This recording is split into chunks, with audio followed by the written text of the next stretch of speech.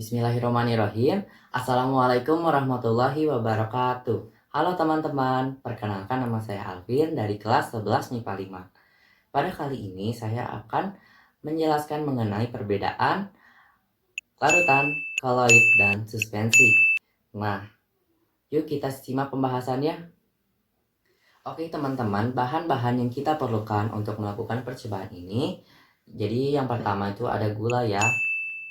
Gula, kemudian ada kopi, terus ada susu juga, lalu ada air dan gelas sebagai mediumnya, kemudian ada sendok sebagai pengaduknya.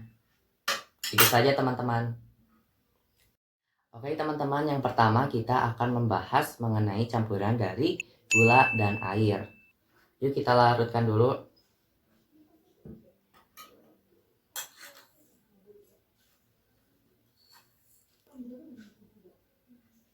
Nah, kita aduk-aduk ya teman-teman, sampai kedua zat ini benar-benar larut.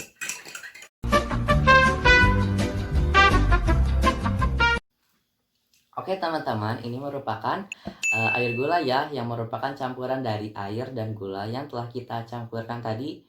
Nah, jika kita amati, air gula ini tampak bening dan tidak berwarna ya teman-teman. Nah, mengapa sih hal itu dapat terjadi? Jadi hal tersebut terjadi karena ukuran partikel air gula ini kurang dari 1 nanometer teman-teman.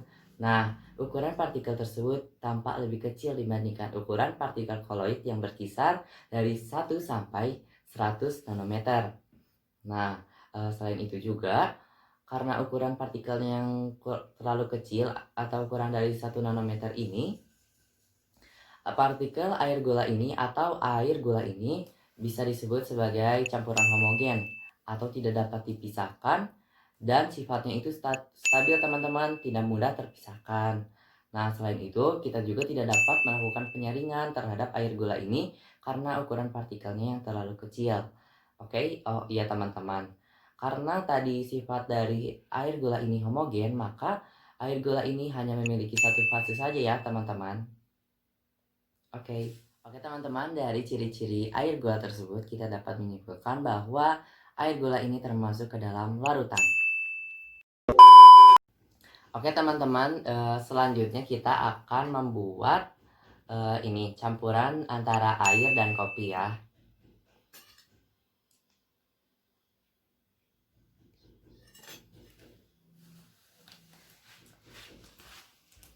Nah, kita aduk ya teman-teman.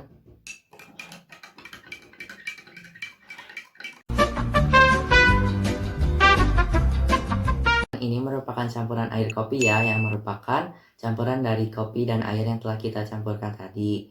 Nah, oke teman-teman, coba diamati air kopi tersebut.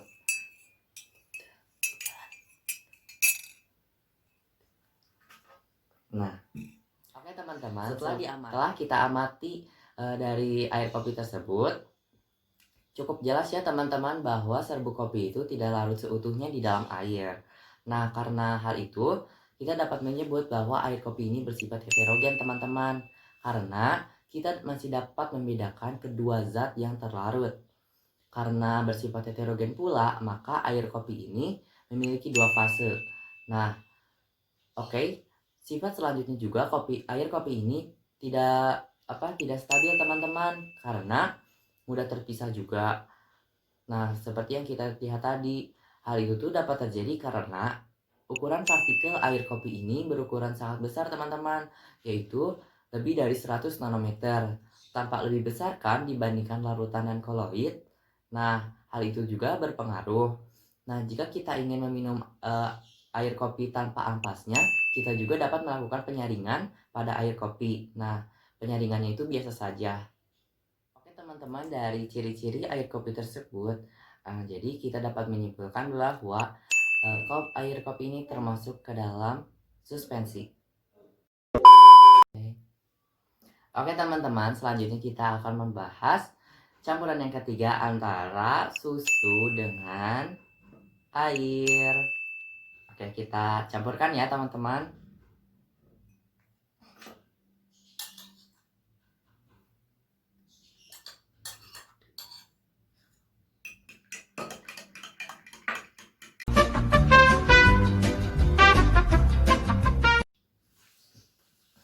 Oke teman-teman, ini merupakan air susu ya, yang merupakan campuran dari susu dan air yang telah kita campurkan tadi.